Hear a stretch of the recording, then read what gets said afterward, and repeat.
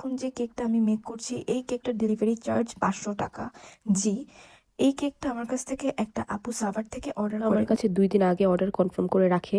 তো আমি বৃহস্পতিবার রাতে এই কেকটা মেক করে ফেলেছি, কারণ আমার এটা শুক্রবারে ডেলিভারি দিতে অনেক হতো। মানুষ আছে যারা ডেলিভারি চার্জের বেশি হলে ভাবে যে এটা আমাদের লাভের অংশ।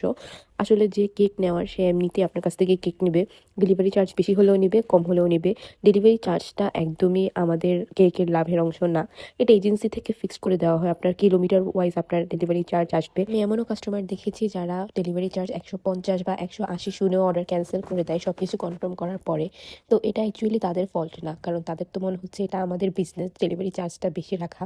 কারণ দেখেন, যে কেক নেওয়ার, যে অনলাইন থেকে প্রতিনিয়ত কেক নেয়, সে জানে কেক ডেলিভারি চার্জ বেশি হয়।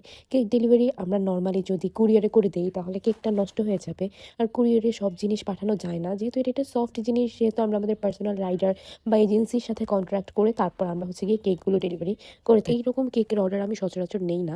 তো আপুটা যেহেতু আমার কাছে নতুন, আমার ক্লায়েন্ট, তো উনি আমাকে প্রিন্টারেস্ট থেকে একটা কেকের পিকচার ডাউনলোড করে দিয়ে বলতেছে যে ওনাকে আমি সেম এরকম কেকটা যাতে বানিয়ে দিই। যেহেতু প্রিন্টারেস্টের একটা এডিট করা ডাউনলোড পিকচার, তো এক্সপেকটেশনের থেকে রিয়ালিটিটা একটু অন্যরকম হবে, এটাই স্বাভাবিক। তো আমি আপুকে আগেই বলেছি যে একদম সেম টু সেম আমি পারবো না, বাট হ্যাঁ, পরবর্তীতে আমি একদম প্রিন্টারেস্টের মতোই সেম টু সেম করে দিয়েছি। জিনিস আমি চেঞ্জেস এনেছি এটা, কারণ যে নামটা ছিল সেটা হচ্ছে কি নর্মাল ক্রিম দিয়ে লেখা ছিল। তো আমি ভাবলাম যে এটাকে গোল্ডেন ডাস্ট দিয়ে লিখলে মনে হয় সুন্দর আসবে, একটু অ্যাডভান্স লেভেলের হবে। তো আমি এটা গোল্ডেন ডাস্ট দিয়েই লিখে দিয়েছি। তো এটা হচ্ছে কি আমার পুরো কেকের আউটলুকটা। ভিডিওটি ভালো লাগলে লাইক, শেয়ার, কমেন্ট করবেন। Thanks for watching.